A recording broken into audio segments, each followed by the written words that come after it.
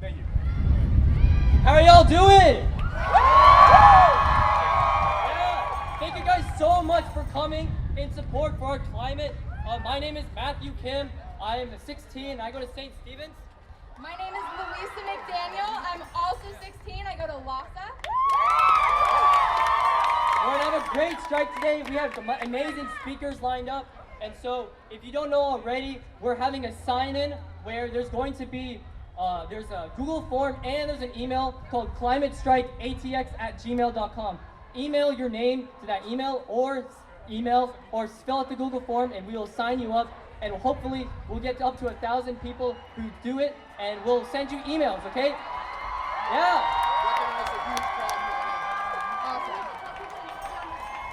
Awesome. I just want to say thank you to everybody for coming out today. So many people have put in so much hard work for this to happen. Can you raise your hand if you helped organize this at your school? Let's give a hand for all these people. Let's say thank you.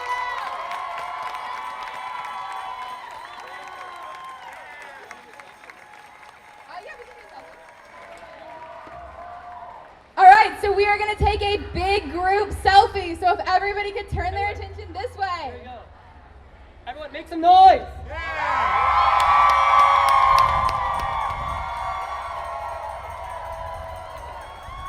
We're going to be posting it on Austin Climate Coalition. You can find us on Facebook or Instagram, and also at S4CA Austin TX, and 4 is the number.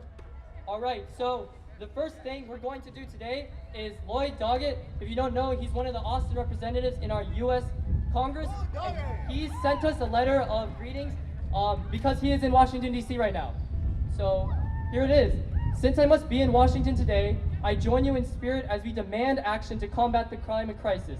This crisis represents a true existential challenge to life on this planet. Texas is already #1 in America in greenhouse gas pollution, in hot air, and in climate deniers from this very Capitol building. But you represent hope, our hope to advance the ongoing clean energy revolution, already #1 in wind energy production. Texas has great solar capacity, which is estimated to quadruple over the next 3 years. Let's move away. Yes, give it up. Let's move away from both outdated fossil fuels and fossilized thinking. Today is part of laying the groundwork for change. I want a Green New Deal, not the same old dirty deal that threatens our families and where the only thing green is the color of the dark money that pollutes our democracy. We need to lead. We need to lead on the road to clean energy, not get run over and passed by more visionary nations. As an active member of the House Sustainable Energy and Environment Coalition, I will continue to support clean energy technology, renewable energy sources, and green jobs. With climate change, the polar caps are melting and the oceans are rising, but we are also rising. Protest rallies, tweet storms are important. But what will really count is the hard, slow work of denying the climate change deniers their elected offices. Choose whomever you think is most important and don't give up until the last vote is cast on November 2020. Together with some reinforcements in both our state and national capitals, with more and more Americans informed of the urgency of responding to the climate crisis, we can build a brighter, greener, and healthier future. Sincerely, Lloyd Doggett. Thank you so much, Lloyd Doggett, for the letter. And now next, we're going to have a blessing from the Society of Native Nations. So give up a hand for Native Nations. Woo! It's hot! It's hot! But that's the point, right? That's why we're here, because it's hot. And climate change, the climate crisis is real. And they need to realize that, right? They need to realize that enough is enough.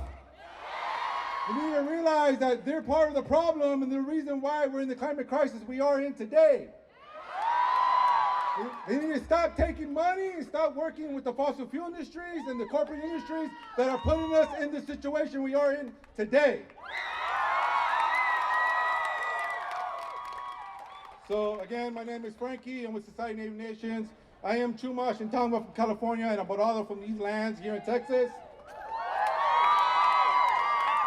We come here in a good way, in a peaceful way, to be heard, to have our voices heard. As original indigenous people of these lands, we like to always remind people that taking care of this Mother Earth is part of our culture, part of our way of life, it's part of our way of being. We're taught to leave a place better than the way that we found it. So our next generation has something to look forward to and not dread, not be worried or concerned about whether or not they're going to have a future where it can be sustainable for themselves and for their children. And that's what we need. That's why we're here.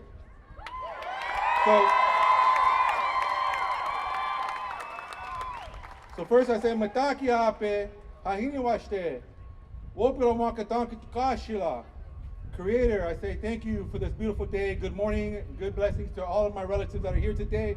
We ask the spirits and the grandfather and the creator, the mystery, the great mystery of life, to watch over us, the spirits and the people of these lands that we stand on. We say, watch over us, take care of us, help guide us here safely, and also guide us home safely, so we can continue to do the work that we need to do, especially for our youth, so they can have a good, beautiful, prosperous future. So whenever we go to someone's house, we always do a land acknowledgement. So we want to acknowledge the people and the spirits of these lands, like the Carrizo, like the Kanarkawa, the Kanarkawa, the Carrizo, the Coatecans, and all the other different tribal nations that are from these lands, as well as those tribes that migrated or were displaced to here, like the Apaches, like the Comanches, like the Arapahoes, and many of the other tribes that were pushed to this area because they have ancestors, bones buried in these grounds that connect them to their land and to their people, and will connect them to the next generation, to everyone that's here. These lands are sacred. These lands are important. They connect us to those before us and those after us. And that's why we're saying this matters. This matters, and they need to hear our voices. So we want to acknowledge them and give thanks for them for watching over us and taking care of us. First and foremost, again, I thank everyone for coming out here and spending time and showing true solidarity with our youth. Our youth need to be heard because it's their future that we're out here standing for.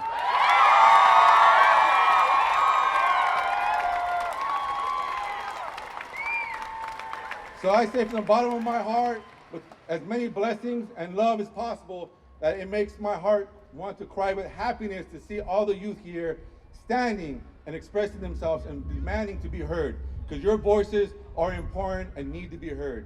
Thank you.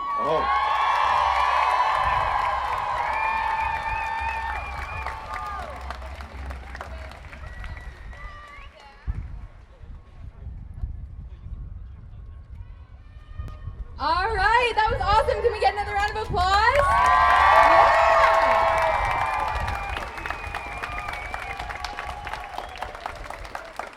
So before I introduce our next speaker, I just want to point out there is a lot of empty space on this side. So if you are looking for a clear view and you need somewhere to stand, if you want to shift over to this side, that would be a great place to be. So our next speaker is the lead organizer of this whole thing, basically. None of this would be here without her. Emma Galbraith.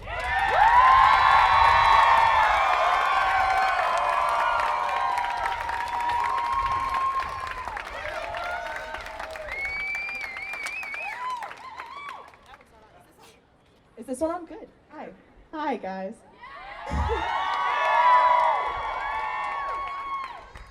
It is really lovely to see you all here today. Thank you for stepping out.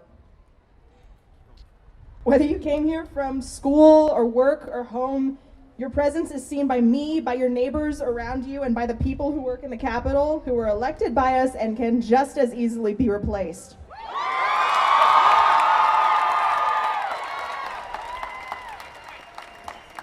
So I want to take a moment and just take a deep breath in, out. Just look around for a moment, our sky, our grass, and the people surrounding you. And take a second and introduce yourself to the person next to you. And if you're comfortable, share why you're on strike today.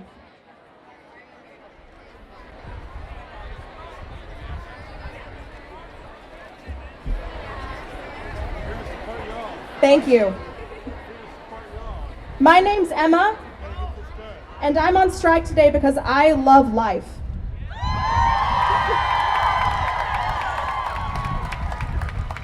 I love walking on this planet. I love breathing clean air. I love drinking clean water. And I'm on strike because I will not let my government and the corporations it lies in bed with threaten what I love.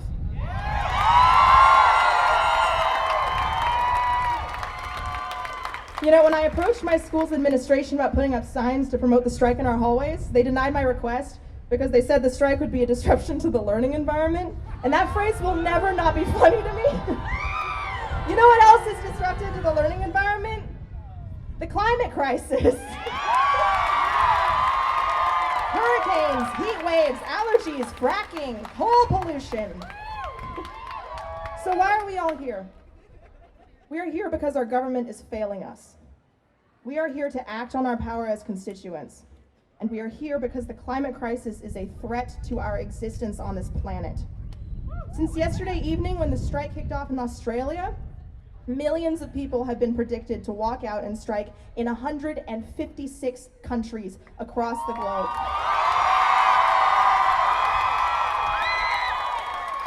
$800,000 people struck in Australia alone. That's insane.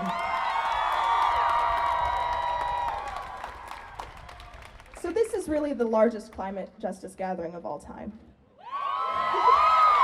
And right now, I want to invite you really quick to get on your phones and go to austinclimatecoalition.org and to sign up on the homepage to attend an open meeting on Sunday, September 29th at the Texas Sierra Club to discuss our next steps as a city of people ready for institutional change. Why institutional? Because that's how we divert our path from the way it is pointed and how we keep it facing in the right direction. Here's the honest truth. We're told that personal lifestyle changes are not just the best way to help the environment, but that we're bad environmentalists if we don't adopt those changes. For example, we're told to not use single-use plastic straws. I'll be the first to admit, I have a metal straw that I bought, but plastic straws only make up 0.02% of the ocean's plastic pollution by weight. The majority of total oceanic plastic pollution is from corporate sources like packaging. Here's another example. Drive less to reduce emissions. Meanwhile, 71% of the world's emissions are actually produced by just 100 companies. A third example, go vegan. But in situations where doing so with locally sourced food is extremely difficult, the emissions from food transportation, the often terrible working conditions of the food product company, and the packaging involved all just contribute more to the problem. And none of the lifestyle changes I just listed are even accessible to everyone. Do y'all see what I'm getting at here? The problem isn't only our lifestyles, it's the institutions that have become the foundations of our lives thanks to the encouragement of our government. We all need to drink, eat, and get around, and this mentality that has infiltrated part of the climate action community, that to not immediately switch lifestyles, regardless of ability to do so, makes someone automatically a terrible person, is just flat out wrong, and it divides us. Now, it is true that you can get shampoo bars in compostable packaging at Wheatsville for under $10 that last as long as liquid plastic packaged shampoo, and I highly recommend them. And it is not entirely false that personal choices matter either. The choices we can make to divest from environmentally harmful businesses are many. If you are able to take alternate forms of transportation than a personal car, you should. If you are able to live on a plant-based diet, you should. And if you belong to a bank like Chase Bank, which happens to be the #1 financial contributor to the fossil fuel industry, to a credit union, you totally should. But if we want the institutions that most directly attack our environment to finally start working for us again, then we need to funnel our power against them and the governmental powers that keep them alive. I'm not just talking about the Congress people who create laws that make protesting on pipeline construction sites a felony. For the record, I'm referring to Senator Brian Birdwell of District 22 and Representative Chris Patty of District 9, whose bills were passed right when construction began on the Permian Highway pipeline just south of here. No, I'm also talking about those representatives and senators that have been more quiet on the issue. Those who have been more on the fence, who don't always vote one way or another. We happen to have the power to tell them exactly how we feel about their inaction.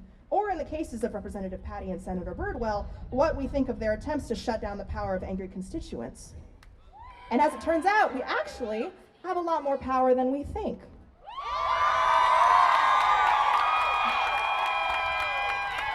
this strike is one step across the planet and within the state of Texas in a comprehensive campaign. These are the demands of the Austin climate strike. 1, the city of Austin must divest all monies from the fossil fuel industry by the year 2030. 2, the Lower Colorado River Authority and Austin Energy must close Fayette Coal Plant by the year 2023. 3, the city of Austin must close all of Austin Energy's coal and natural gas plants by 2025 and provide the workers of those plants with a just transition to jobs in renewable energy. 4, the state of Texas must promise to give us Texans a 100% renewable energy grid by 2050. And 5, the state of Texas must declare a climate emergency plan with real teeth.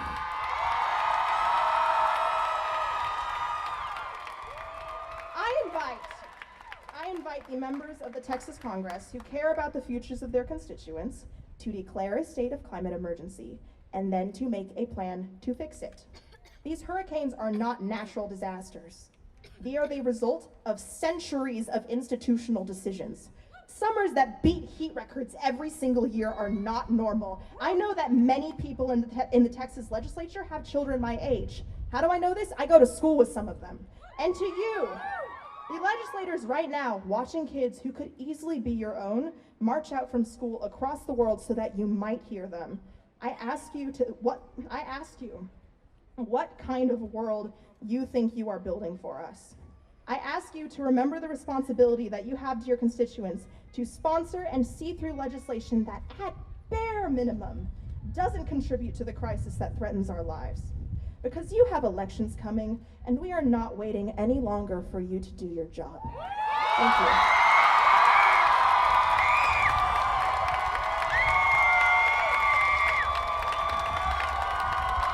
Thank you, Emma. Emma Galbraith, everybody. All right.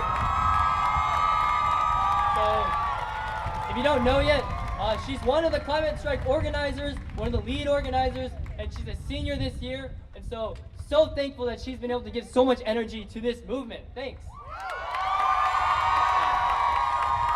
All right, so our next speaker, actually before our next speaker, we have one representative here in the House. We have Donna Howard. She's one of the Texas House Representatives for Austin. So give a hand for Donna Howard. Yeah. Also, we have Wendy Davis here too. So give a hand for Wendy Davis.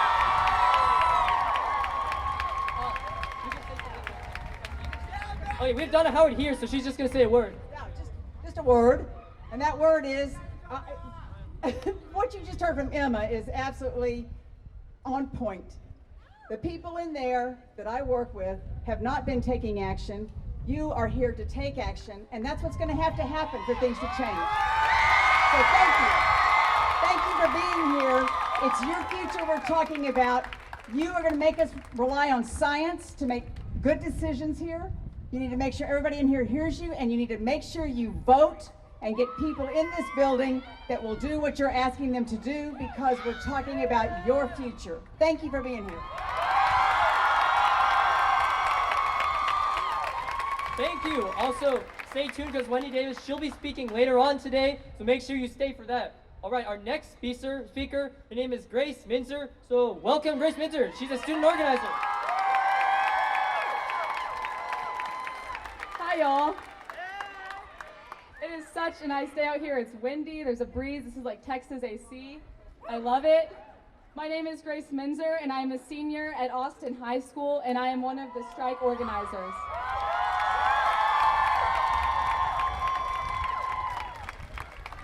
Before I begin, I would like to thank everybody for their involvement in organizing the strike, and all of you guys for coming out and striking.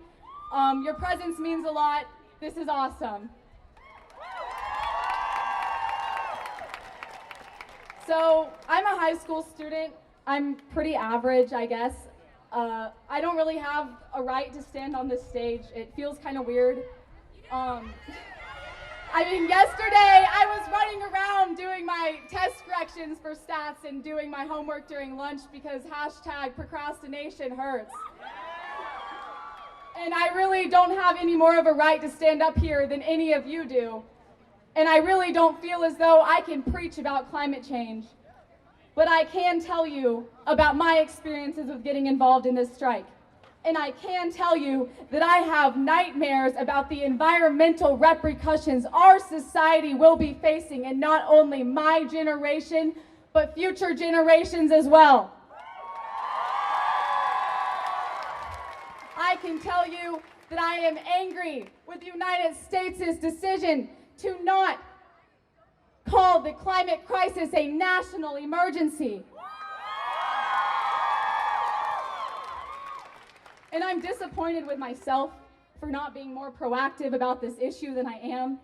When my 6th grade science teacher told me that our generation would be the ones to fix this issue, I thought she was talking about when I was grown up, when I was an adult. But I am 17 years old. I am a senior in high school. I am standing on this stage today, fighting for my future.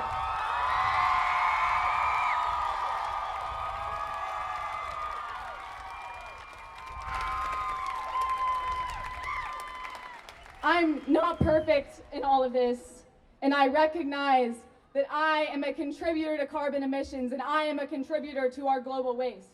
And I will admit that this is a difficult way of thinking to transform into. I will continue on my personal journey of adopting more sustainable practices, and I hope that you will share in this journey with me. I hope that you feel the anger that I experience when I speak about the climate crisis and the lack of action that is in our local, national, and international government systems.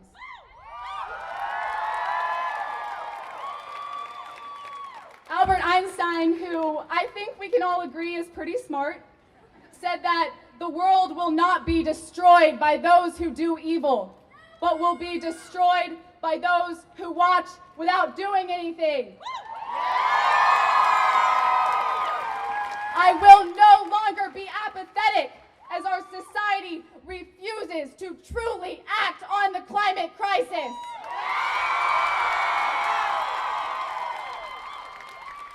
I feel as though I have to be on the side of history that takes responsibility for the climate crisis. We do not have another choice but to stand here today. I support the Green New Deal, which will transform our economy to 100% renewable energy by 2030, create new jobs, and in all leases and permits for fossil fuel projects. Indigenous land and sovereignty must be respected. We must honor the treaties protecting this land and the affecting areas. I want justice for those who have been impacted by the effects of the climate crisis. I want to protect and to restore the biodiversity in our lands and in our oceans and end deforestation. I support the development of sustainable agriculture. I will continue to take action and advocate for the climate after this strike.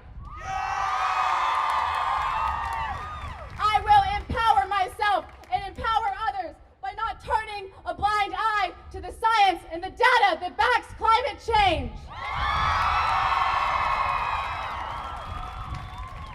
I will make climate-conscious decisions when choosing from the brands that I support. When I turn 18, I will recognize my right to vote.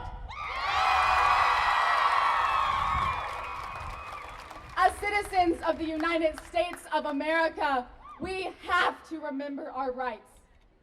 We have the right to peaceable assembly, and we have the right to speak freely. And I ask you to remember today what a great privilege it is that we can stand here safely.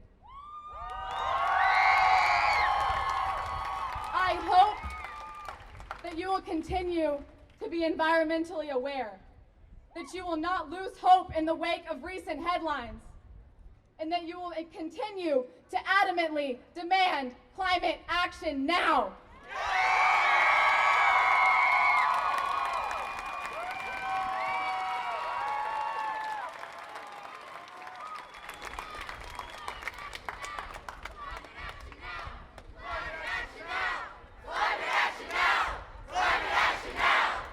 Yeah, that was awesome!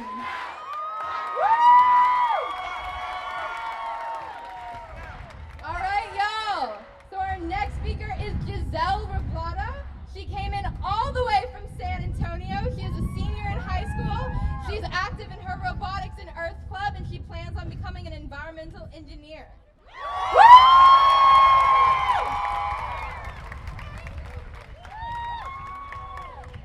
Hi, Texas. So, this week in the news, I don't know if you've been listening, but University of Bath has just announced that multiple children, well, it's just increasing steadily, children are being treated for climate anxiety all around the world. We're placing fear in the hearts of our children that hope to live here in a future that we can sustain for them.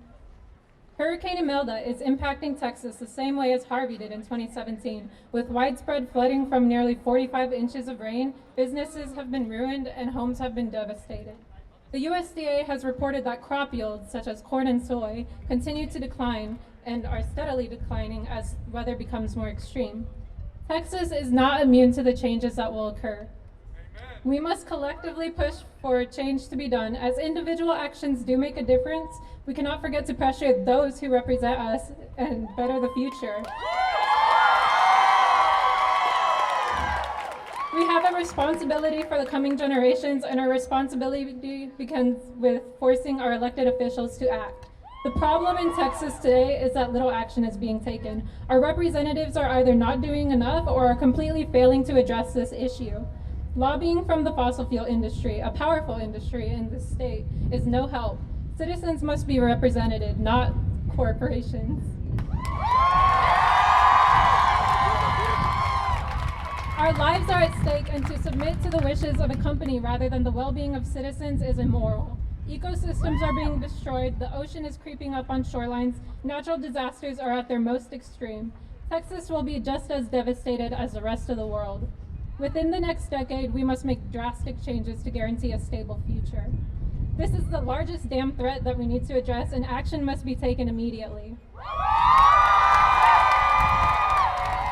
There is still time to make changes, but we as citizens must work together to influence our representatives. I encourage you all to take part in the simple individual changes that will leave a positive footprint. Encourage attainable individual rights, such as reducing beef intake, fast fashion, and overall excessive consumption of these items with a higher environmental impact. Inform others what is going on and how we can change course. Vote for those who actually give a damn and have a plan. Continue to push for changes in the law that will protect this planet. With enough people working together, we can make these individual actions add up while also continuing to strive for the primary solution, changes in the way our laws regulate how corporations can treat the environment. We cannot lose sight in what we believe in. No matter how long it takes, we must never give up on the future or of humanity and the planet. Those who represent us must take notice of our needs and aid in the battle for the earth. As students and workers, we can make unprecedented change to preserve the future of this world. After all, if they cannot secure our future, why should we continue to support them in theirs? Now next we have Angelina, and she's a student in 7th grade. So give it up for Angelina!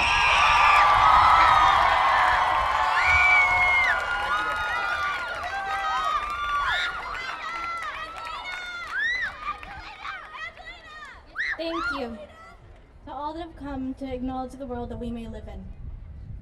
I know absolutely sickening enough that life has a very, extremely unlikely chance of ever crawling out of the horde that we call home if we succeed in passing the line of 2 degrees Celsius.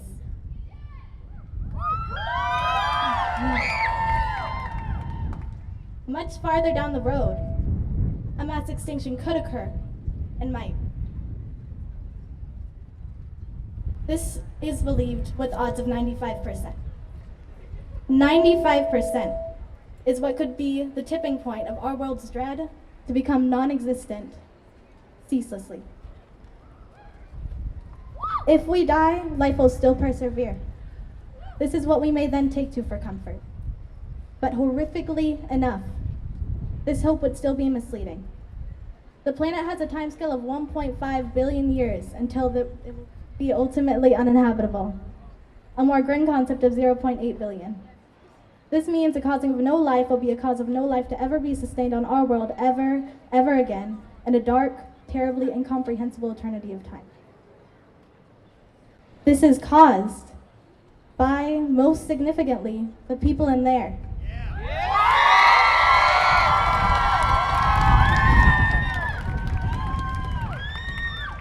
The individuals who are in the most power, they are the people who did this.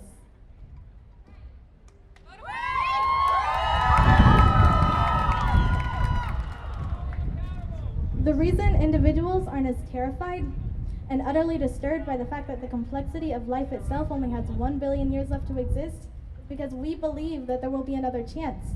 We will accumulate some sort of technology and be able to inhabit other planets, and life could, in the end, persevere. But we don't have enough time for that. If we go extinct, then that's it. Forever. For trillions of trillions of trillions of years.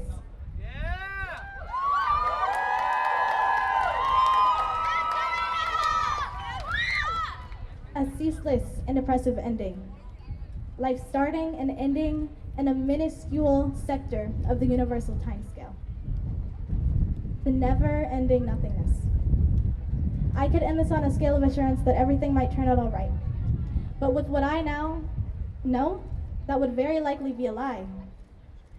But even so, the reason the reason that we could go extinct is because of the people that are here today. It's the people like you that inspire all of us to continue fighting.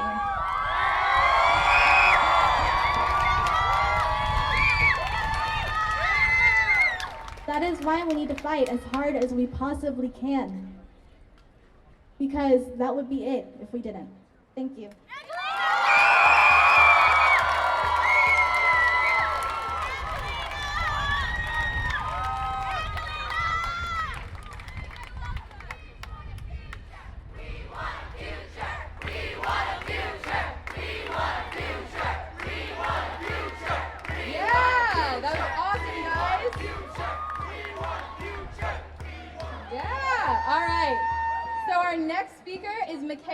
Michaela Ulmer. She is a sophomore in high school and she is the founder of Me and the Bees Lemonade.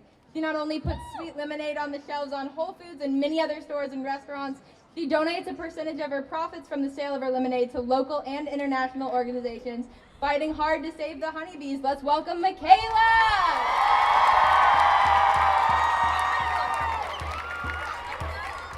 Hi, everyone. Okay. So I'd like to start my speech with my story and how you can make a story of your own. My story started back when I was 4.5 years old in kindergarten. And over the summer, after getting stung by 2 bees in 1 week, I decided that I was going to be afraid of them for the rest of my life. Now, my parents encouraged me to do some research. And doing that research, I found out how incredibly important pollinators that they are and that they're dying at an alarming rate. So I decided to do what any other kid would do, which was to open up a lemonade stand. Even though it started as just me selling my product out of the lemonade stand twice a year at the local business fairs and lemonade days, it went from that to being a multi-million-dollar company and being in over 1,500 stores in the United States. Which is not what I expected. Now, one thing that my company does and that other companies need to do as well is keep their environmental goals at the forefront, such as saving the bees or enforcing sustainability.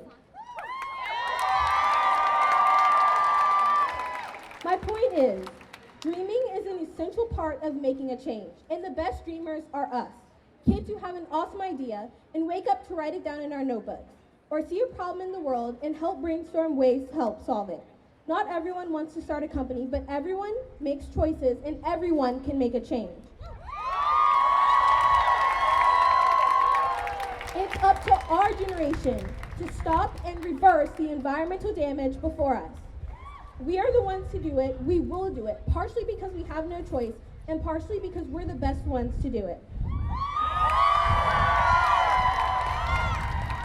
Our minds are open. We don't think inside or outside of the box because we don't see a box. Our generation sees goals and not obstacles. We have a goal of 100% renewable energy, a goal that the state of Texas will declare a climate emergency plan, a goal of people realizing that the climate crisis is a real problem and needs to be addressed. And a goal that the people after us can see just as beautiful of a world as we do today. Like the United Nations said, sustainable development is development that meets the needs of the present without compromising the ability of the future. We are the future generation, and if we want to see a beautiful world, then it's up to us to support sustainable companies. Our generation is more likely to purchase products that support a social cause. There are ways that we personally can be sustainable, like reducing household energy use, eating and shopping locally, and reselling and donating items. Okay. But it's larger companies who make the impact on our world's sustainability. It's up to us to pressure brands to care about our environment by purchasing eco-friendly products.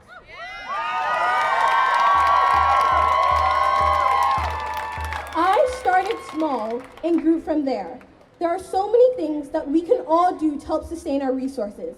We can make a big change by incentivizing others to make a change.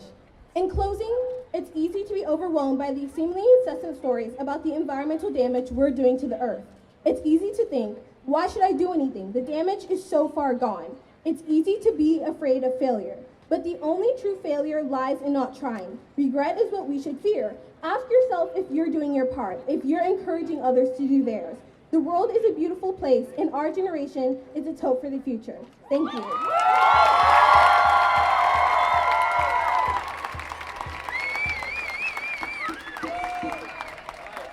Thanks, Michaela, so much. Go check out her company, her lemonade, Me and the Bees. All right, go to Whole Foods, go to wherever, buy some of that lemonade. All right, so our next speaker is Alia Simkov. Okay, she's a grad student at UT Social Work Program and founded the UT organization EJET, Environmental Justice and Ecotherapy. EJET was started by students out of the School of Social Work in part to create demand for more coverage of climate change and environmental justice issues into the school's curriculum and to promote a connection between humans and Earth. All right, so if Elia, if you could please come up now. Hey, give it up for Elia. All right. She may be coming around, I'm not sure, because, there's a whole ton of people. Thank you so much for coming here. There's so many more people than we thought. Give a hand for everybody. All right. Oh, everyone, actually, while we're waiting for her, we're going to take an Instagram live, okay? So everyone, make as much noise as you can, all right? So 3, 2, 1.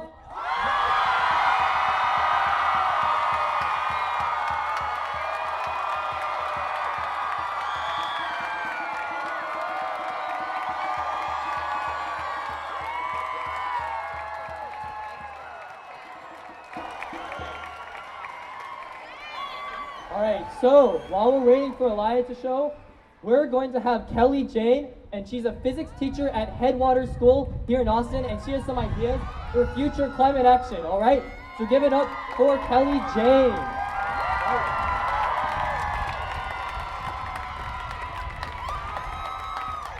Hi, everybody. Good afternoon, Austin. I am here to talk about love today. Yeah. I should be in 7th period physics right now, but here we are. So, love. I love everyone. Almost everyone I meet, I fall in love with them. It's kind of weird. I love canyons. I love coral reefs. I love villages built into hillsides. I love the little golden flecks on a chrysalis from a monarch butterfly. I love the juicy snorkel nosed of a tube-nosed fruit bat, and I've only ever seen that on the internet. I love statues that are made in the form of liberty goddesses, like the one above our heads right now. I love the hive of bees in her right nostril. Did you know that there's a hive of bees in her right nostril?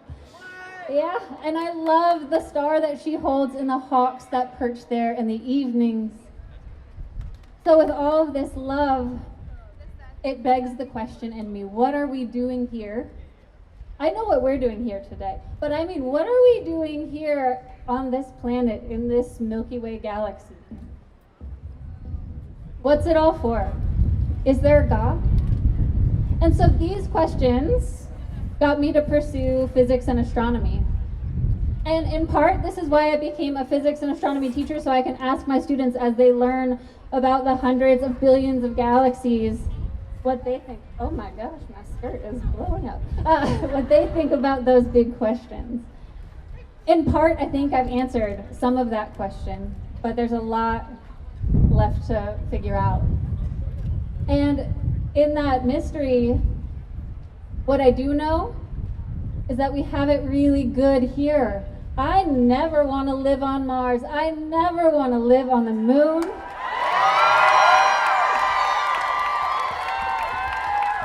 But I would really like to visit. That would be fun. And with all of this love for the planet, it has called us to be here today to fight this battle, that all the solutions exist for this battle, but we have to show up and help get that work done.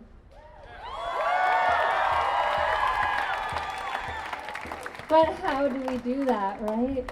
I hear my recycling is not really getting recycled. I bike to work, but I fly to San Francisco. I try and eliminate single-use plastics from my lifestyle, but I throw away giant plastic shower curtains every now and again. And I do love a cheeseburger. But the Impossible Burger is so good. It really gives me hope. Please try it.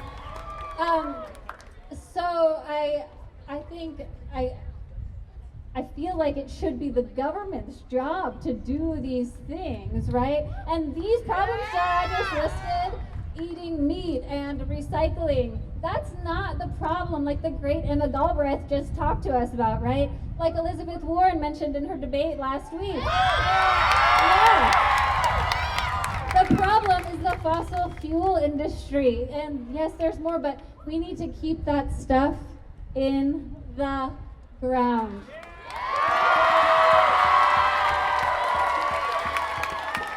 And what else is, they paint this picture of the environmentalist as someone who's trying to take away your hot showers from you, right? That's not true. The answer is abundant, clean energy. We can have hot showers. We can have air conditioning. It's not that picture, right? There are some industries that make it want to look like that, but that's not the truth. We know it.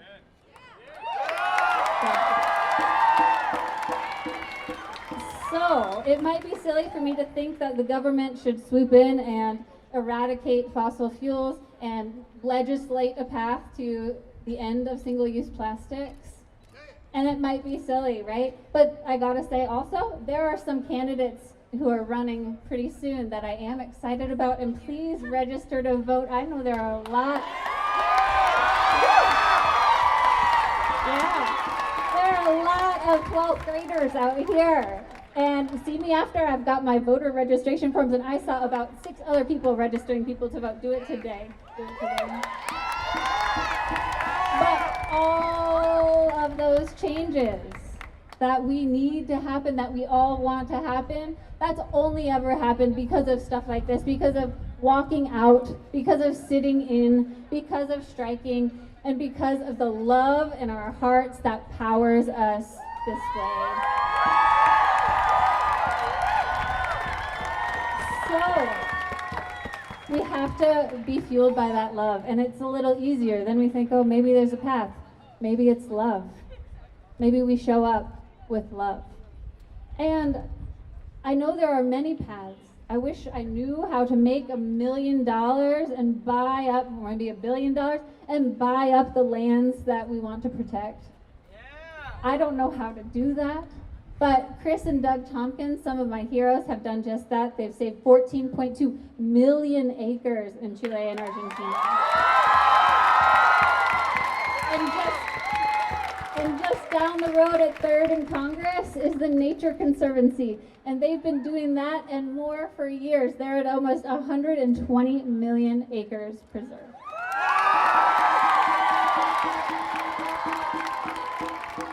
And I think that we can do it without the money, right? Look at Greta Thunberg. Yeah.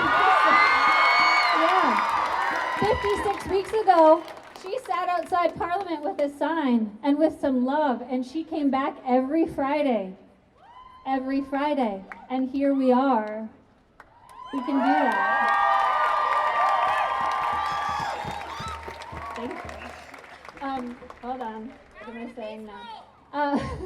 Power to the peace. So I think that we are a really special group. We here in Austin, Texas, in this time, in this place, we who, I know some of us have, but we who mostly have not lost our homes in hurricanes, we who are not seeking refuge in a new land, we who do not have toxic levels of lead in our drinking water, and we who are Texans, if we can stop the fossil fuel industry in Texas, yeah, we can stop it anywhere. We're real special right here. We are.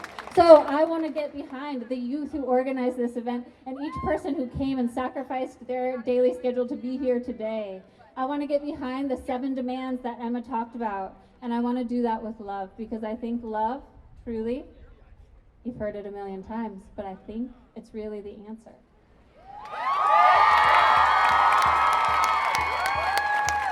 In his most recent book, Michael Pollan talks about plant teachers and the deep and ego-dissolving experiences people have had with plants. And in the stories that he recounts from those experiences, the common thread is love. One participant in a study summed it up as it was like a doctoral education in love actually being the answer. My dear friend, John Mulvaney, is a masterful painter, and he went back to Ireland this spring to be with his mother as she died. And in that beautiful wisdom and clarity that comes with a life and death circumstance, he took a photo of his hand and of her hand, and on Instagram he posted this photo, and in the caption he said, "It's true enough. Love is all there is." And I don't know my thoughts on God. Like I said, that's why I'm a physics teacher. What are we doing here? As Rumi would say, what is the soul? I cannot stop asking. And like Einstein, I want to know God's thoughts. But I don't know if I believe. But you know who does? Brian Doyle, a brilliant and beautiful writer. And I want to share something that he wrote that I truly believe in. He says this, and the context is the joining of hands between two people who were forced to leap for their lives from the World Trade Center on September 11th, 2001. Here's what he says. Their hands reaching together and joining are the most powerful prayer I can imagine, the most elegant, the most graceful. It is everything we are capable of against horror and loss and death. It is what makes me believe that we are not craven fools and charlatans to believe in God, to believe that human beings have greatness and holiness within them like seeds that open only under great fires, to believe that some unimaginable essence of who we are persists past the dissolution of what we were, to believe against such evil hourly is evidence that love is why we are here. This is our great fire, and the love is pouring out. And our job right now is to keep it flowing. So youth here today, keep it up. I hope you don't go to school next Friday, or the Friday after that, or the Friday after that. And I have 7 vacation days left in my school calendar, and I will donate each one to you. I would love to meet you here and bring a whiteboard and help you study your SAT prep, your ACT prep, your math, your physics. Why don't we study a little history and make a little history? And on the bad weather days, maybe some of our elected officials could donate some office space to us. Senators Cruz, Cornyn, Governor Abbott, I'm curious what you think about that.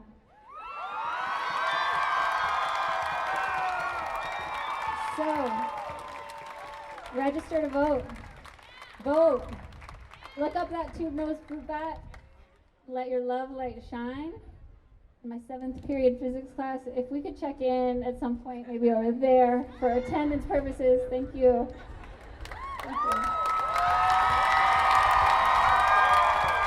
All right, thank you, Kelly. All right, so we have a surprise visitor. His name is George Cummings, and he's one of the ocean ambassadors for the UN. So he's going to have a couple words with us.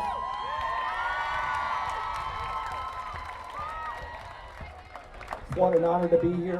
What an amazing event. Just out of curiosity, because about 50 years ago, I did the same thing, but it was peace on the planet. And this young lady that was just speaking, imagine if we would have listened more to that, all the trillions and trillions of dollars that we would have had a peaceful planet. You know?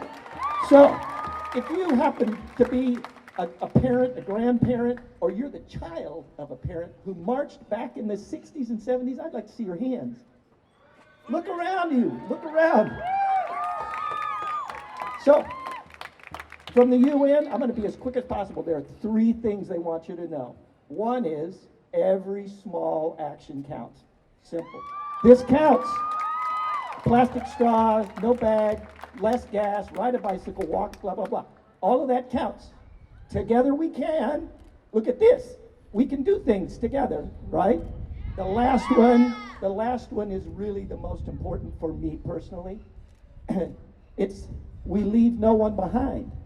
The original intent of that was the large developing states, as they became sustainable, would not forget the small island developing states. So the small island developing states' response to that was, thank you very much, but we'd like to modify that. We leave no species behind. We're about to destroy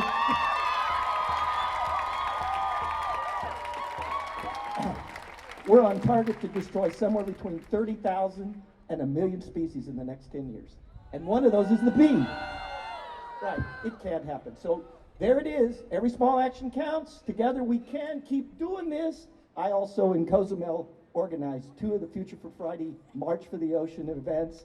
We're here for you. We're trying.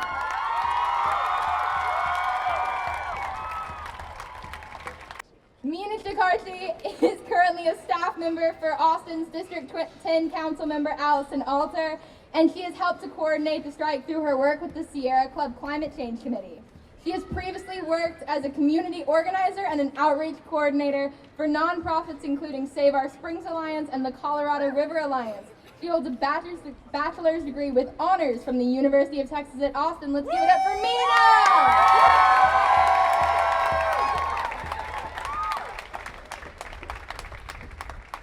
Thank you. Thank you to Austin Climate Coalition who put this together, and especially to Matthew Kim. Truly a phenomenal group of organizers. I wouldn't have done anything like that when I was in high school, so, and thank you all for being here. I'm really moved to see such a big turnout. So I've worked for 3 environmental nonprofits as an activist, a community organizer, an outreach coordinator, and now I work as a constituent liaison for the council member who's leading action on climate change in Austin, Councilmember Allison Alter. She's here today. So I often get the perception that because I work with climate change a lot, I'm like this really great person. I think the notion here is that it takes courage to look head on at an issue like climate change and to keep coming back and to not get paralyzed. But that's not why I do this. I do this because I'm very afraid. I knew from a pretty young age that one day down the road I wanted to be a mom. But recently that's something I've been having a lot of doubts about. I can't imagine loving someone as much as my parents love me and not knowing whether they'll have their basic needs met for survival or food security during their lifetime. I don't know what my future is going to look like, and that's why I do the work that I do. A lot of people view climate change as something that is over there, a problem that you worry about a little when you have time and you give other, better people a pat on the head for when they work with it. Climate change is a pressing human rights issue.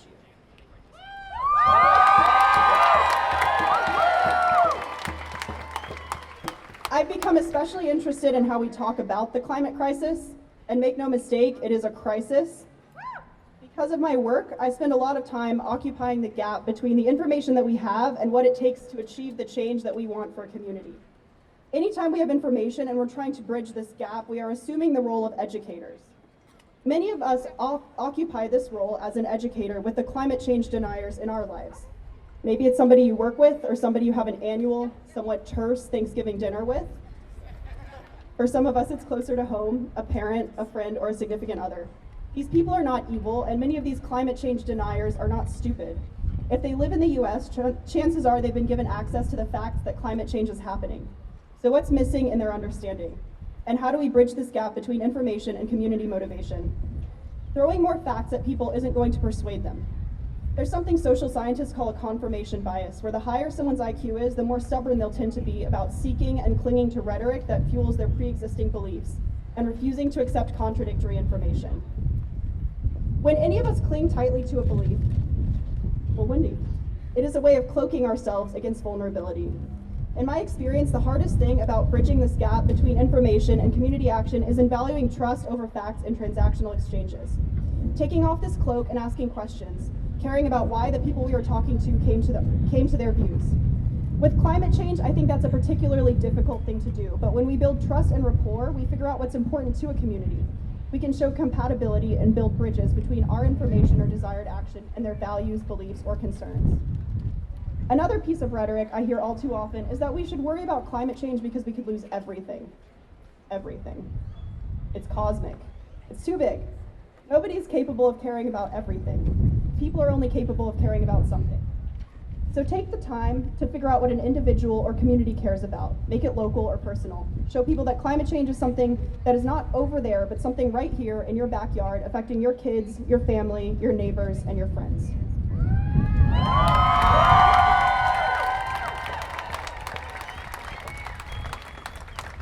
Another tidbit I hear a lot.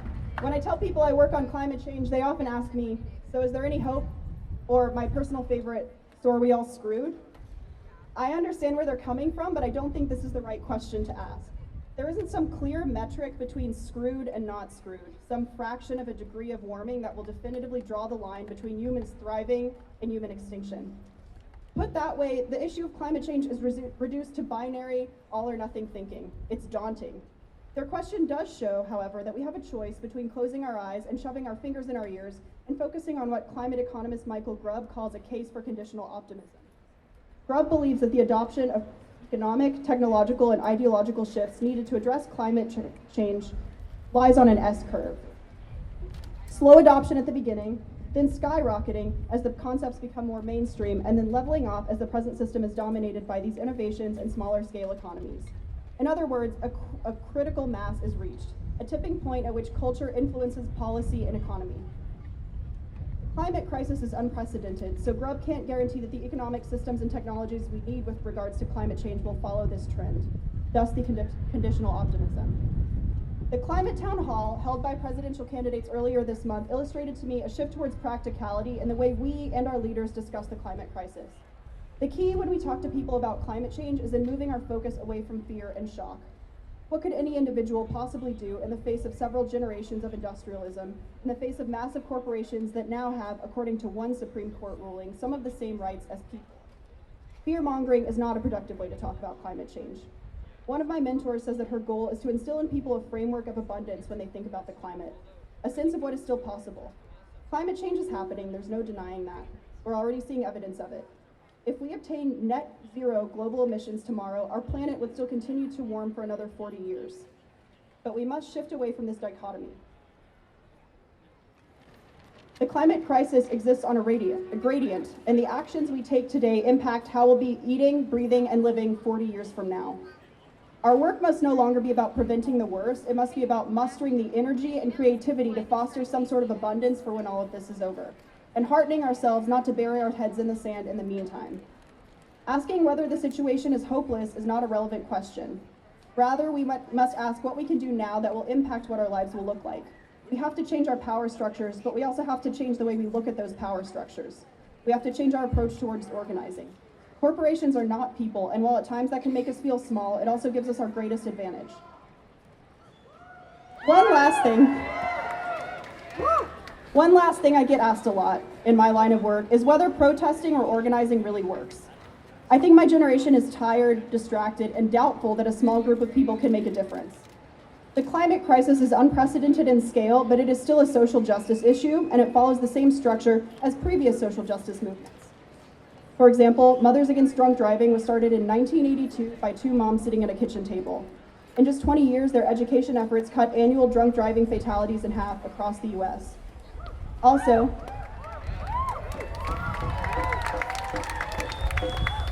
the Delano grape strike began in 1965 with 4 workers striking until they received fair wages.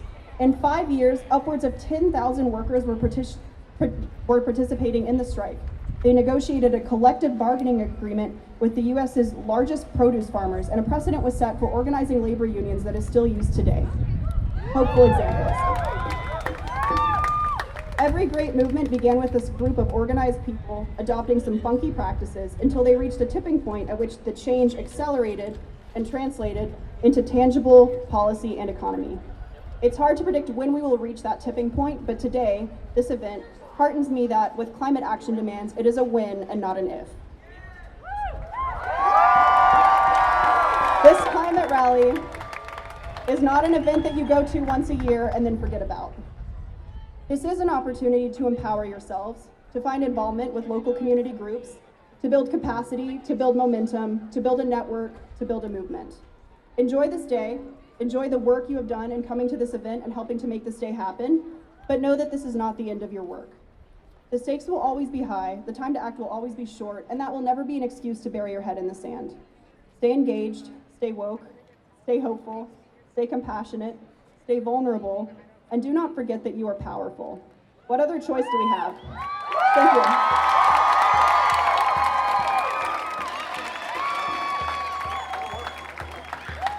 Thank you, Nina. All right. Hey, everyone, can somebody make some noise right now? All right. Sorry. Yeah. I don't know. I was just feeling like it's getting a little quiet out here. Anyway. All right. So our next speaker, his name is George Wunsch. He's a Yeah, George. Give it up for George, right? All right. He's a UT student studying international relations and sustainability studies. Yeah. He is also the co-president of a new organization at UT called Students Fighting Climate Change. And they actually just walked, at 11:30, they walked from the UT Tower over here to the Capitol. Yeah, all the UT students. Yeah. All right, so he's actually gonna be holding UT protests at the Tower every Friday. All right, so I'll let him tell you more about that.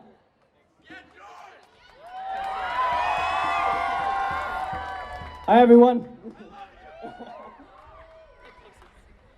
Our generation is currently facing a crisis that has never occurred in human history.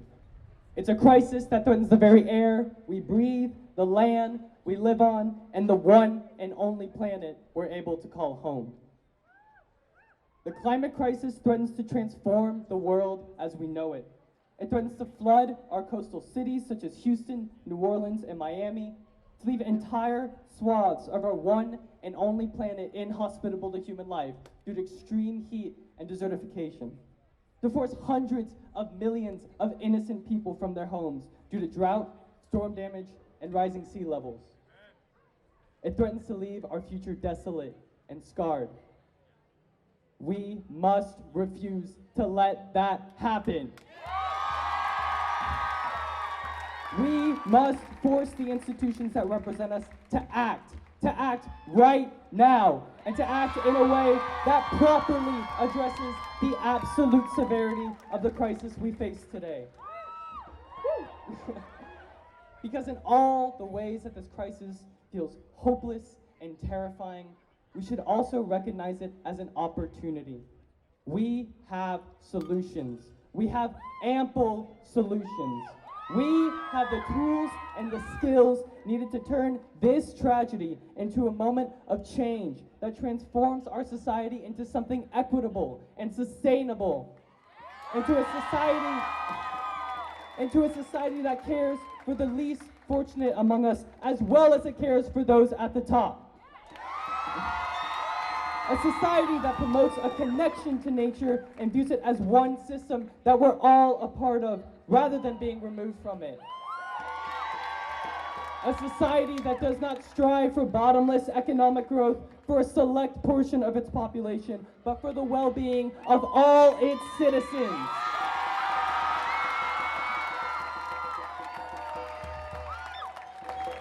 What we need now, more than anything, is a cultural shift. A shift in our attitudes towards this crisis. A shift in the way we view the world around us. A shift that demonstrates an understanding of the severity of this issue so that we can act collectively. So that we can set aside our differences and act in defense of our future and posterity.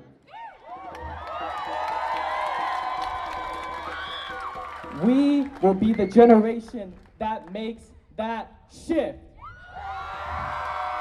We will be the generation that creates change, that pushes the boundaries on what is thought to be possible, that fights back against the institutions that cause this crisis and creates new ones in its place.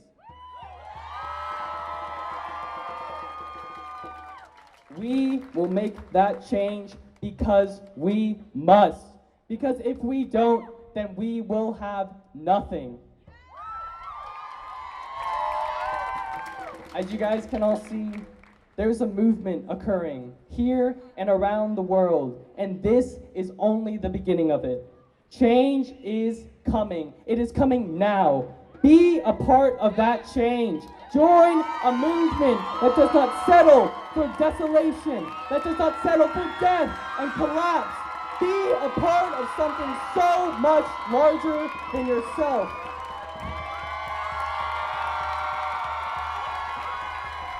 Invite everyone you know to join, because this issue affects every single person that you know. We must not be content with the way things are going. We must act, and we must act now. Thank you guys very much.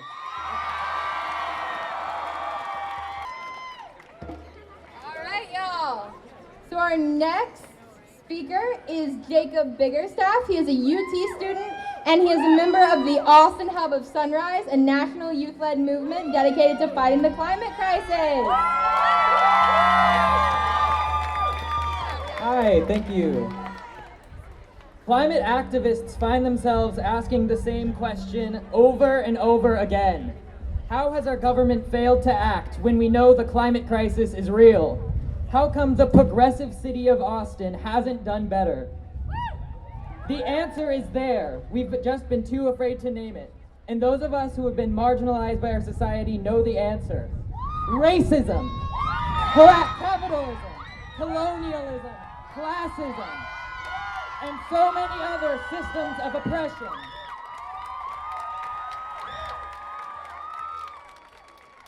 For too long, the environmental movement has been focused on banning plastic straws, switching to reusable grocery bags, and other actions individuals can take. But when we see our movement as only that, we choose to ignore the theft and desecration of indigenous lands. We choose to ignore the dehumanization of low-wage workers as Texas continues to prioritize big business. We ignore the gentrification of East Austin as real estate developers, with the help of our politicians, continue to build new neighborhoods while ignoring the needs of the communities already there. We ignore our government giving large corporations tax breaks, while the small businesses that inspired our motto, "Keep Austin Weird," can't afford to stay open on Guadalupe Street for longer than a few months. We ignore our homeless population, which has grown over twice as fast as our population altogether. Those of us privileged enough to have a place to live can choose to ignore the record high temperatures this summer. But people live on the streets where our cars catch fire.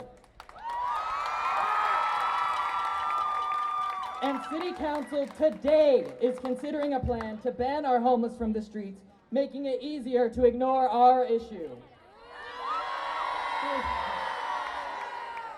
But we can't afford to ignore this crisis any longer. It isn't something that's a few years away. It is affecting the United States, Texas, and Austin now.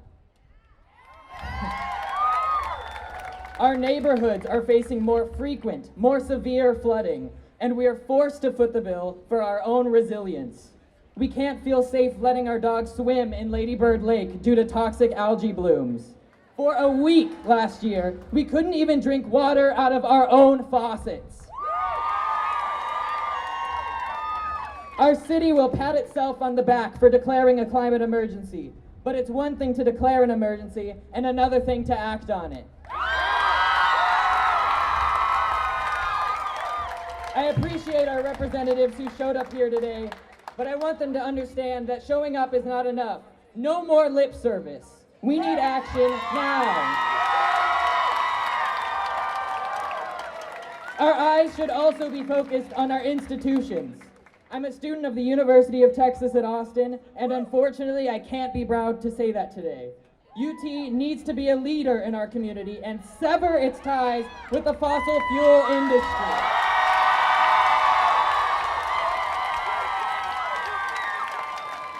Our movement, our institutions, and our government has a responsibility to listen to marginalized voices in order to ensure truly equal access to clean air, water, and jobs.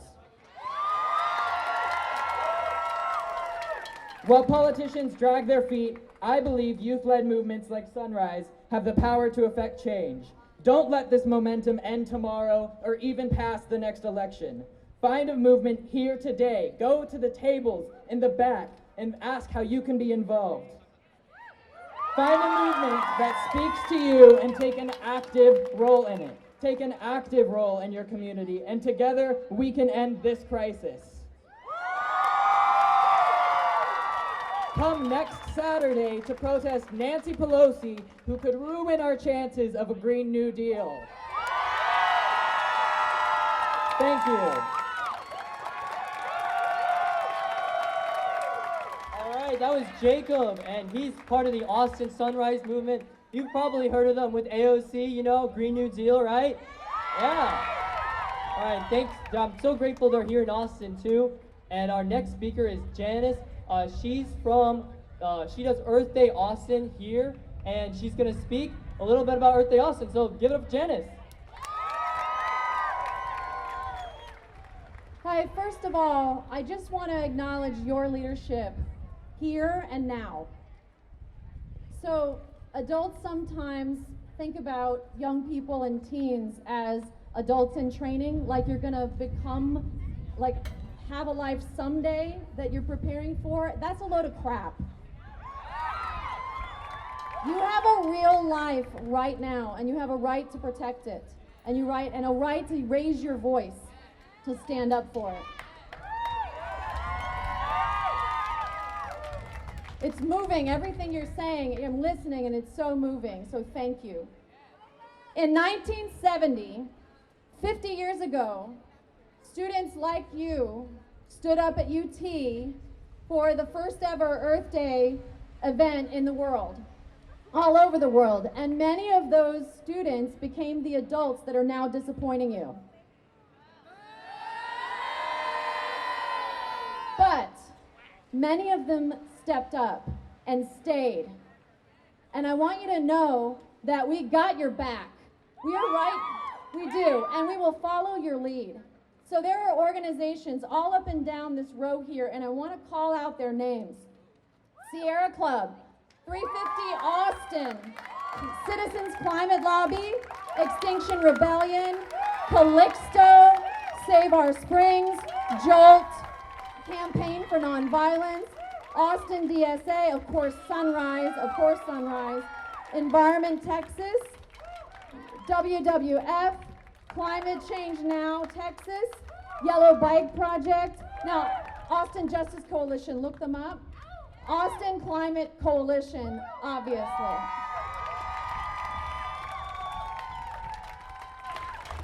So before you leave, go to those tables and sign up to participate. So what does it take to step up and stay? You know, we all live in a society and participate in a society that was built upon the foundation of exploitation of people and resources.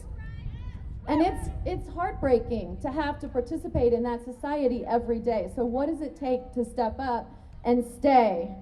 And you know, that's why right now here in Austin, the two most pressing issues in Austin are equity and climate. I'm afraid, you guys, I really am. I wake up terrified every day. This is my son, Ryan. I have another son, Evan. We were on the steps of the Capitol a few years ago. And I'm terrified.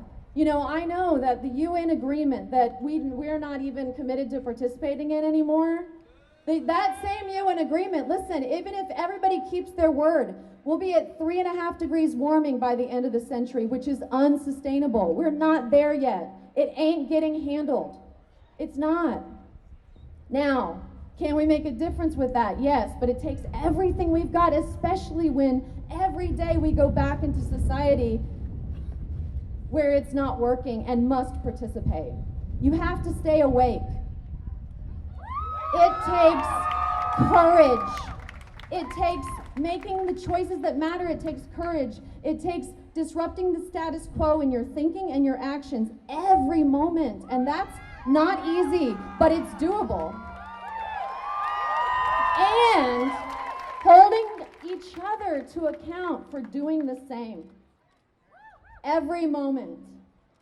It goes way beyond straws, and it includes straws. Sign up to participate, and on April 18th, 2020, it will be the 50th anniversary of Earth Day. And I want to invite you, come back here to these steps, be 10 times bigger, and march your way to Earth Day. You have a platform. And I'll be right here with you. Thank you.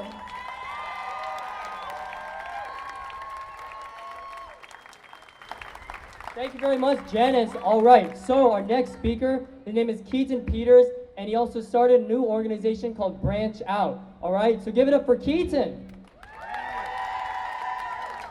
Thank you.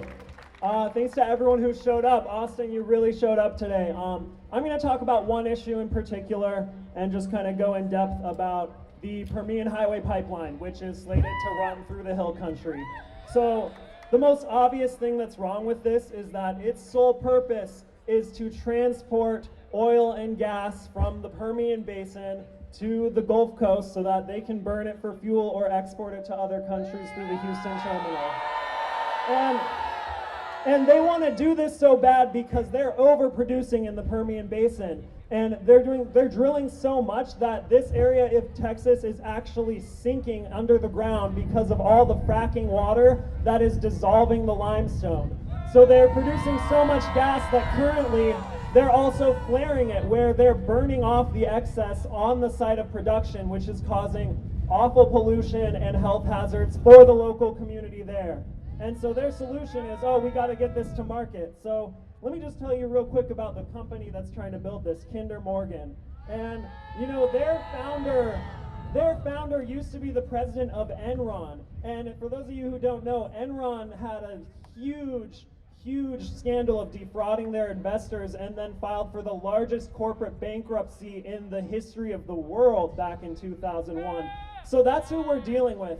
And Kinder Morgan also has a awful safety record. You know, people have died because of accidents on their pipelines. They have cost tens of millions of dollars in property damage because they don't mark their pipelines correctly. They've had a long history of that. And, you know, they want to also put this through the recharge zone of the Edwards Aquifer. This is going to affect the watersheds it's going to affect the watersheds for Barton Springs, for San Marcos Springs, and Jacobs Well, and it's only going to take one oil spill or gas spill for this to impact the drinking water for millions of Texans, not to mention the effect on local businesses and the golden-cheeked warbler, which is an endangered species, which the habitat is going to be destroyed by the construction of this thing.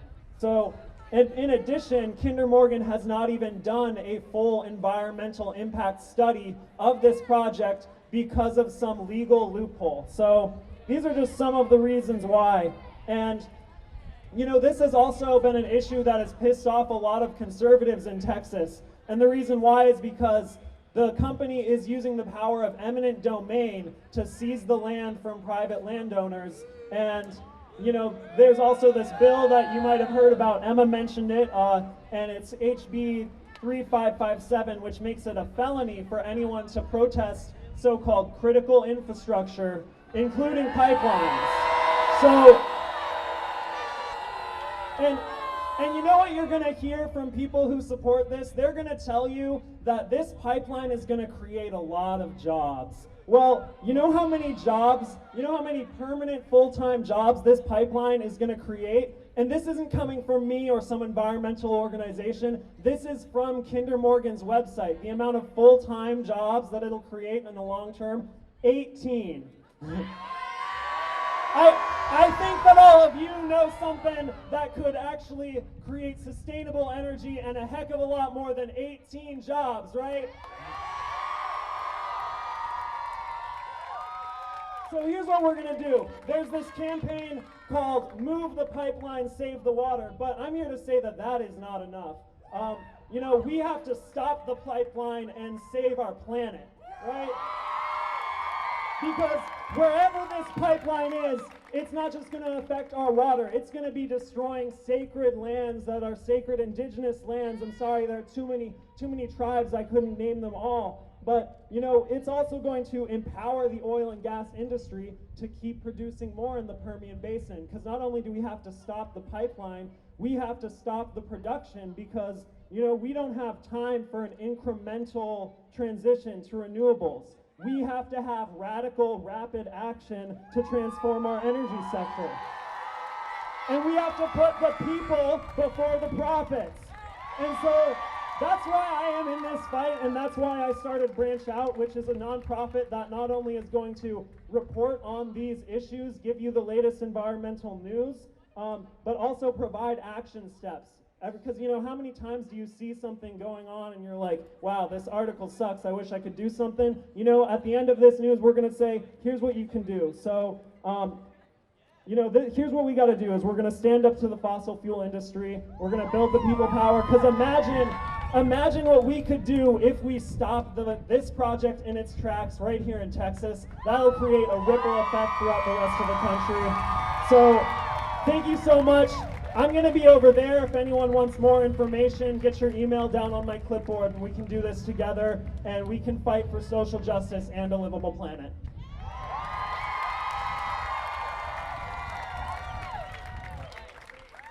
So I said earlier, Wendy Davis is here, and so now Wendy Davis, she's going to speak to us, all right? So let's invite her down. All right, here she is. Okay, give her a round of applause. Thank you, everyone. I know it's hot. Thank you for sticking in and making sure that you're here to bring your voices to this conversation. My name is Wendy Davis, and I'm running for Congress in Congressional District 21, and I'm running to represent you. I'll be very brief, but I want to tell you a couple of important things. Number one, since I last ran for public office, I've become a grandmother. I have a 3-year-old and a 1-year-old granddaughter. And as the saying goes, shit just got real. You're gathered here today not only to fight for your future. What I understand and what I'm so grateful to each and every one of you is that you are fighting for Ellis's future and Sawyer's future and their ability not to have to worry when they grow up whether they should have children because they don't live on a planet that will sustain a future for them. I know that worry is already in your hearts and in your minds, as one young woman spoke so eloquently about earlier today. The other thing I want you to know is that I've spent the last 3 years making sure that high school and college age voices and are able to make impactful change through the nonprofit Deeds Not Words. And to every one of them, I say what I'm about to say to you right now. You do not need to wait to make change. Your time is now. Your time is now. Your time is now. If you're under 18, I want you to raise your hand. I love the chant that you had a little while ago. We cannot vote, but we can speak. We cannot vote, but we can speak.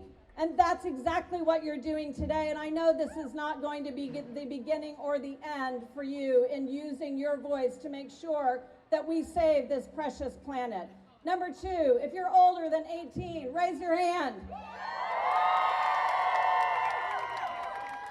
It's your responsibility, my responsibility, to make sure that the voices of these younger than 18 people who are here fighting for systemic change are represented at the ballot box. It's our voices who will be their voices at the ballot box in 2020. Because what we can all agree on is that we want systems change, not climate change. And I'm going to stand right beside you and make sure that I do just that. God bless you. Thank you very much.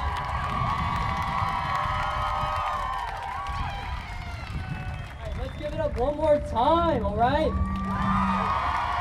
Yeah. All right, thank you, Wendy Davis. All right, so we have another speaker, Mike Siegel. He is a progressive Democrat running for Congress in Texas' 10th district, all right? He spent his career in public service and as a school teacher, civil rights lawyer, and advocate for communities left out of the political progress.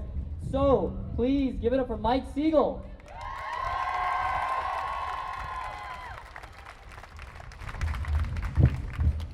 Thank y'all for being here. Thank you to the organizers, everyone who's made this possible. And I'd like to ask you to turn to your neighbor and say one thing. This is what democracy looks like. And for everyone up here who couldn't hear that, can you say it one more time? This is what democracy looks like. And there's some corporate lobbyists for the fossil fuel industry in this building right now. Can you say it so they can hear it? This is what democracy looks like. Now I'm running for Congress to fight for a Green New Deal. How's that sound to you?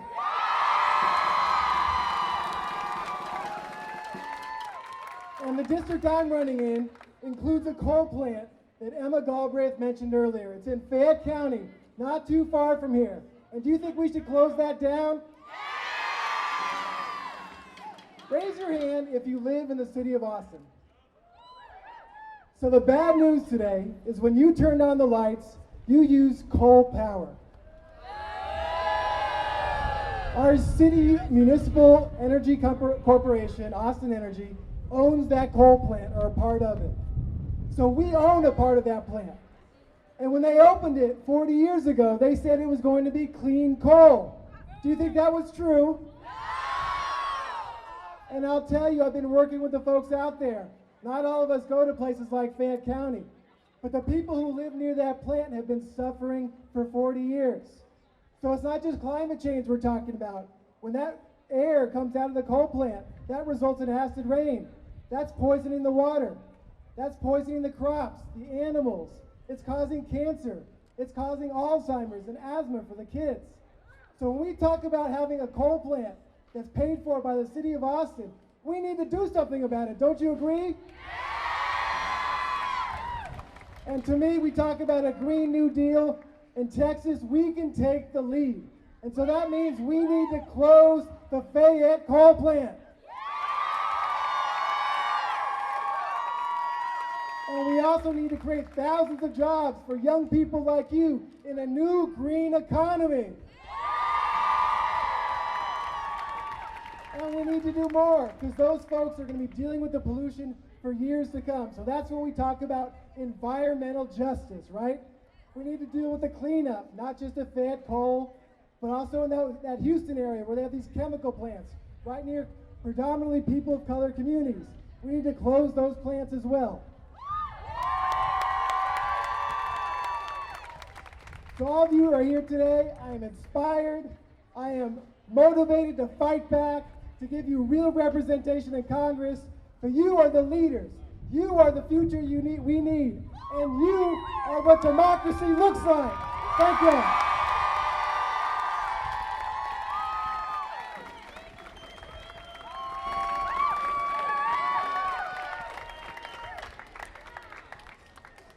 All right.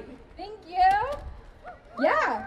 So we have been so lucky to have so many amazing women speak today, and so I am so excited to introduce our next speaker. She is probably one of the most inspiring women I've ever met. She is my absolute role model, and she is running for Congress in District 25, Julie Oliver.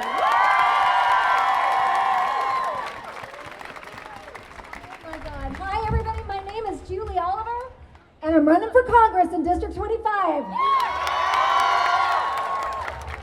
don't know how to pull this thing out. I'm just going to hold it right here. But I really want to thank all of the student organizers who put this together. Look at y'all. I mean, seriously, it is a wave of people who care. So thank you. And I especially want to do a shout out to Louisa. Louisa, thank you. I am so inspired by your tenacity, your grit, your determination, and I am going to follow your lead. Thank you. Awesome. Oh my God. And I have to tell you, being here, I am so full of hope and optimism, and seeing you all here, and you care. You are doing something about this. I feel like as an adult, I have abdicated my duty to help y'all. And you are the ones who are going to change not only our future, you are going to change our nation, and you will change our planet. And I have to tell you, throughout history, it's never been the individual actions of people elected to Congress. It has always been the collective action of people coming together to change the political will, and that is what you are doing.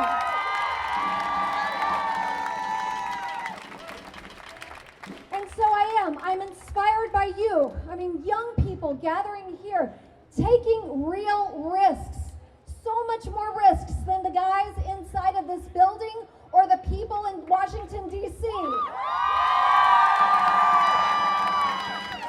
You will be the ones who cultivate the political will to make things change. Finally, at long last, and to finally address climate change as the real threat that it actually is. And that is why I am running for Congress, because when you organize and when you come together, you make things change. You create the world in which you want to live, and you create your reality. And the reality I want to live in is one with 100% renewable energy.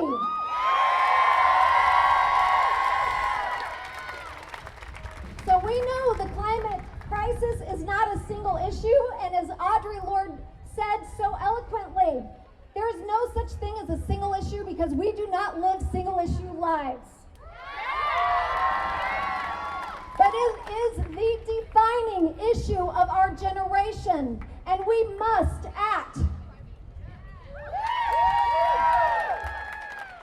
Sea levels rising, drought, food insecurity.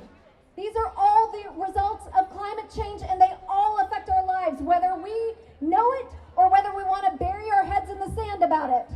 We are living with real catastrophic effects of climate change. But that is not the only crisis. We have a crisis of income inequality, where the middle class has been hollowed out, and those working are working more and more for less and less, while the top executives get richer and richer on us. To the crisis of our democracy, which appears to have been sold to the highest bidder, maybe Shell, maybe ExxonMobil. And to the crisis of our burning planet, which still prioritizes its economy based on fossil fuels. This must change, and so I am here with y'all to make sure that this changes.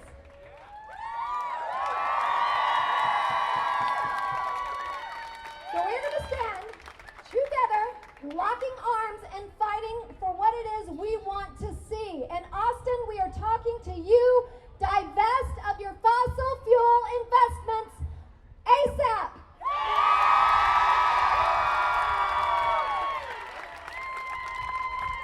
And we must as a nation move to 100% renewable energy by 2035. And I believe in your creativity and in your ingenuity, and it will be done. And we have to have an economic focus that is on the front line with indigenous people, people who've been left out of the process, people of color. We must prioritize this. And a just transition for those left behind. So, we are going to win. And we will do it because we have the political will, and we are going to organize and make sure that we change things. And it will not be a consultant. It will not be a political action committee. It will not be a lobbyist leading this change. It will be you.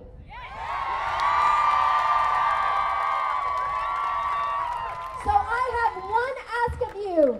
Keep organizing. Keep staying involved. Keep working to make the change you want to see, because guess what?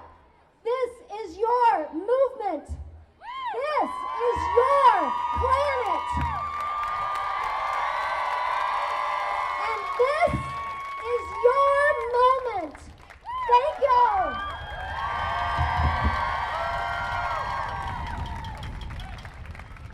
Thank you, Julie Oliver. That was great.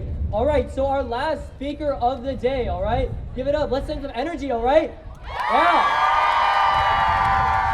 Thank you all for staying out for so long. We still have lots of things to come, all right? So our last keynote speaker, her name is Allison Alter, and she is a city council member for District 10, all right? And she has played a major role in making Austin a sustainable and climate leader in Texas. And most recently, she has been one of the people, if not the person, who helped lead Austin to pass the climate emergency resolution this past August 8th, all right? Give it up for Allison Alter. Wow, this is amazing. I'm so proud of all of you for being here and standing up for our climate. We need you, and it's so, so important you're here. Before I talk a little bit about Austin, I want to first of all thank our organizers, since we're getting to the close. I want to thank Matthew Kim with Austin Climate Coalition. He's my District 10 Youth Council member, and all the folks that have been organizing, Mina Shakarchi, who's my constituent liaison, and every single person who helped to make today possible. It's a daunting task, and it started with small ideas, and look at how many people are here. I'm a parent of 2 teenagers, and the last time I spoke at the Capitol, it was with March for Our Lives about gun violence. And as a parent, it makes me really, really sad that we are expecting young people to make the change that we need to have happen, whether it's with respect to gun violence or climate change. But as an elected leader, I'll tell you that we need you. Without you at our backs, those of us who are fighting for change cannot do it. Your voices matter. When you can vote, vote. But before you can vote, you need to speak, as been said earlier today. We need you. Austin has been a leader in climate change, and I stand before you as an elected official who's working on climate change, who stands on the shoulders of many, many other people. I noticed that Judge Eckhart from the County Commission is here as well. I have colleagues on my council who've been working for 20, 30 years to make climate change something that we recognize here in Austin. So for those of you who are young, before I talk about Austin, I want to invite you to join hands with the folks who've been working on this for a long time. Go to the Sierra Club meetings, go to the Austin Eco Network meetings, energize them with your youth and learn from them. There are incredible people who have led us, Austin, to be a leader in environmental change. And when we all join forces, we have a louder voice and we can make change happen even more quickly. So please, I implore you to do some of that work of connecting with the elders as well. They welcome you, they need your energy, they don't know how to do the social media, they need your help. So I'm known for my honesty, and I really do like to tell it like it is. And that was one of the reasons that I felt it was really important that we here in Austin declare a climate emergency, because that's what we're facing. We need to tell it like it is. It's an emergency, and we need to treat it as such, and we need to mobilize our resources in that way. As we've talked about multiple times today, the scientific consensus is clear. Our Earth is our only home, and it is warming. Here in Austin, our August, we had 27 days over 100 degrees, and July was the hottest month on record. Climate change is real. We need to act to stop it, but we also need to be very mindful that we need to take steps to mitigate it. I was just in our budget able to get a 35% increase in the budget of a wildfire division so that we can mitigate the risks of wildfire in our community.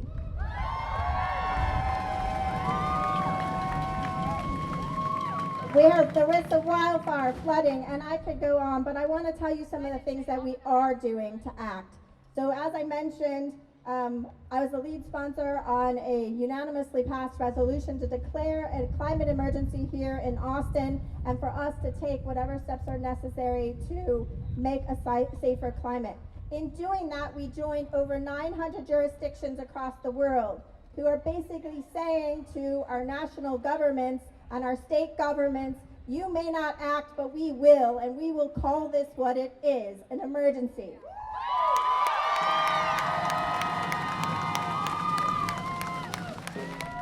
This resolution increases government accountability and reporting.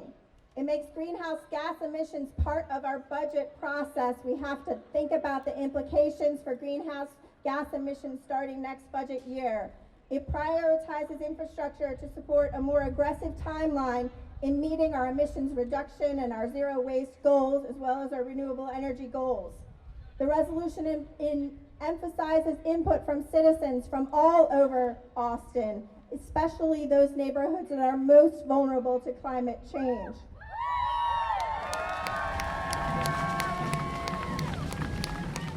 It calls on us to recognize that no one department in our city is responsible for sustainability and make sure that we know how we're going to meet our goals.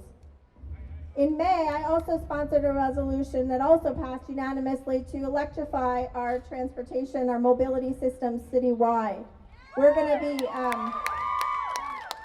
if we want to get our gas emissions down, if we want to stay in non-containment, we need to switch to electricity, but that doesn't happen overnight. Each of us needs to switch to an electric car. Each of us needs to take transit or bike or walk. But as a city, especially a city that owns our own electricity, we have to have the infrastructure in place to be able to transition fast for that.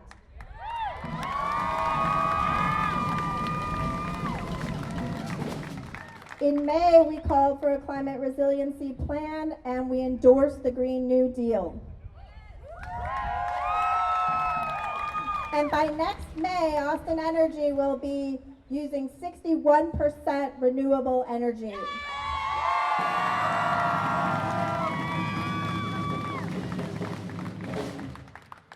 These actions follow over a decade of Austin being a national leader, and the world is watching. Our climate emergency resolution was cited last week in a Danish newspaper on the front page of that paper, talking about how all of these jurisdictions were saying this is an emergency.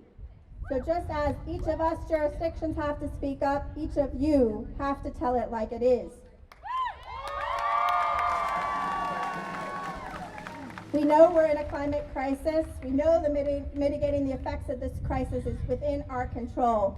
We can take action, we can do our part, but we need to compel government, we need to compel business, we need to compel actors like the university to join in being part of the solution. The economics of climate change are in our favor right now, and we need to push hard to make sure that everyone understands that it is in our economic interest to do better by the climate. And that is why our pensions at the City of Austin have already started to divest, because it makes economic sense as well as environmental sense.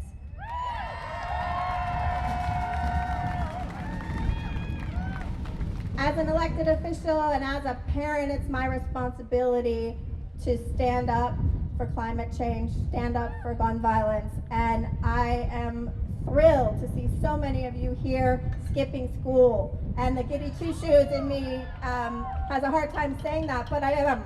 I think that you get a better education here today than anything you would have gotten in school, and go tell your teachers that.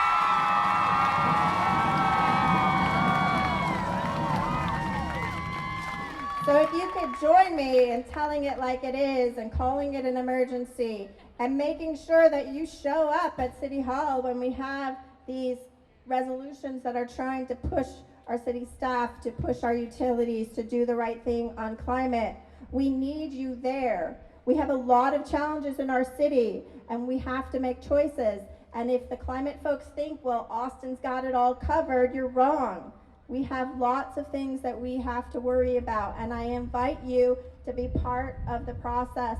You can reach out to my office if you don't know how, but every single one of your council members will want to hear from you. I think all of my colleagues would have been here if we didn't have a council meeting going on this morning through now. All of these resolutions have been unanimous. We've got your back, but we need you to have ours so that we make the tough decisions. So thank you.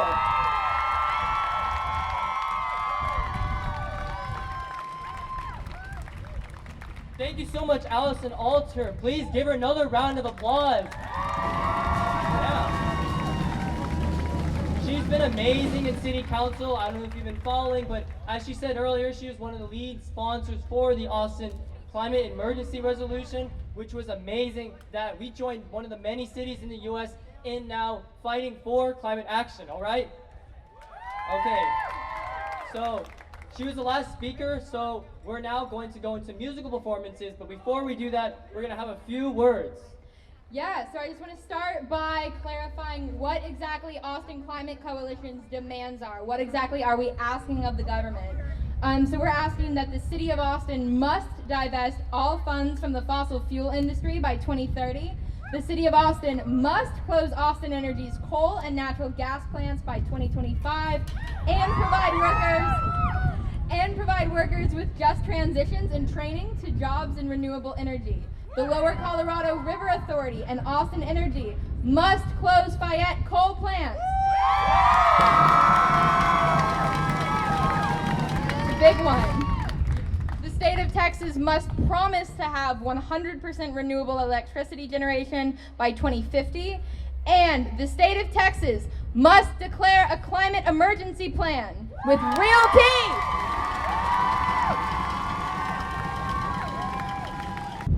We are not the only people on this earth. Texas is not the only state in the country, and is not the only state in the U.S. So we need to remember that what we do affects everyone around the globe, right? This issue should not be a partisan issue. It's a humanitarian issue. Everyone should be vocal.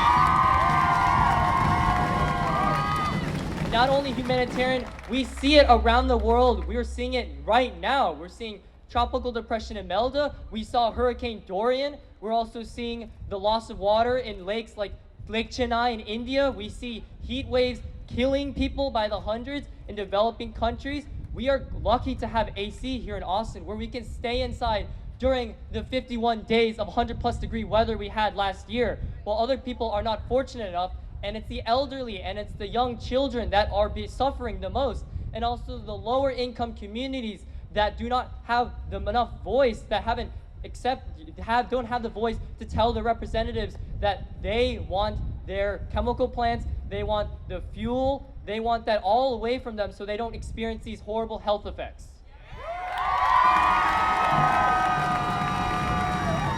So as citizens of Austin, citizens of Texas, citizens of the US, and most importantly, citizens of the world, we're standing up here today to ask our Texas government to be responsible and to look forward to the Texas future and also be a good international citizen. Okay, finally, make sure to follow us on Instagram at Austin Climate Coalition and also at S4CA Austin TX. And I hope you all had a great time listening to all the speakers. And now we're gonna have Rock 2 give us a nice, drum, song, whatever it is, but be excited.